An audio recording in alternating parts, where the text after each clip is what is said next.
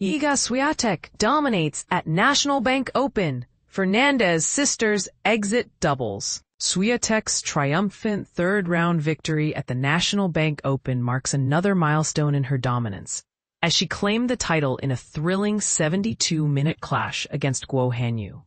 The Polish tennis prodigy, ranked second, showcased her prowess by hitting 4 aces and converting 6 break points on 8 opportunities, securing her place in the quarterfinals.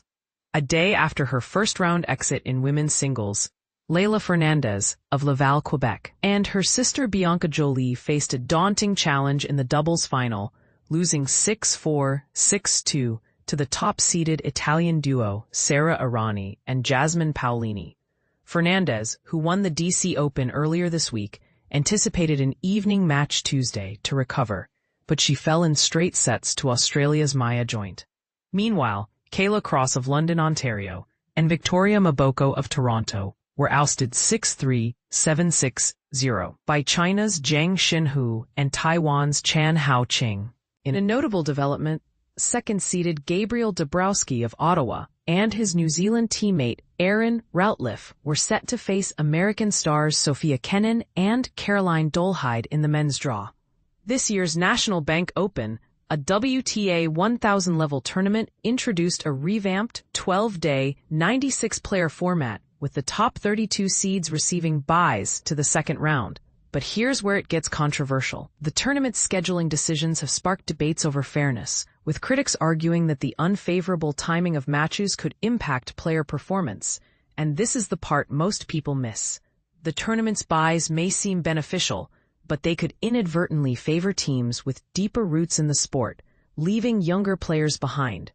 As the competition heats up, fans will wonder, is the focus on depth or consistency the real challenge? Who will rise to the occasion in the final rounds? Emma Raducanu crushed in Montreal. Iga Swiatek dominates again. Imagine watching a tennis match where one player dominates effortlessly while the other struggles to find their footing. That's precisely what unfolded in Montreal during the WTA 1000 tournament. But here's where it gets controversial. Emma Raducanu, the British sensation, faced a brutal defeat, going down 2-6, 1-6 to Amanda Anisimova. Meanwhile, Iga Swiatek, the reigning Wimbledon champion, continued her impressive run with a convincing 6-2, 6-2 win over Eva Lys. Anisimova, who had previously fallen to Raducanu at the Australian Open and Miami, came prepared to assert herself. She broke Raducanu's serve 3 times in the first set and maintained her momentum, taking the first 5 games of the second set before clinching victory in the 7th game. This was a clear demonstration of Anisimova's determination and skill. On the other hand, Swiatek's performance against Lys was equally noteworthy. The 6-time Grand Slam champion showcased her clinical approach, securing 2 breaks in each set. Despite facing 1 breakpoint, Swiatek managed to hold on, maintaining her flawless record at 9 consecutive wins. In the round of 16, Anisimova will face off against Alina Svitolina, who recently defeated Anna Kalinskaya.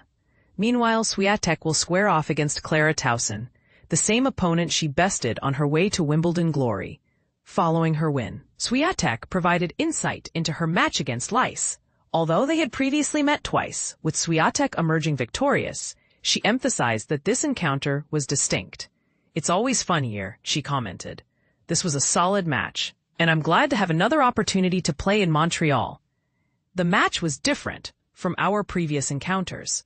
I just focused on my strategy, but Eva showed impressive down-the-line shots and used her wrist effectively to play some fast balls. It wasn't easy, but I'm pleased I executed my plan." This tournament highlights the contrasting fortunes of 2 top-tier players. While Anisimova secured a significant upset, Swiatek maintained her form and dominance. What do you think? Was Anisimova's victory a turning point in her career, or just a blip in Raducanu's otherwise stellar season? Let us know your thoughts.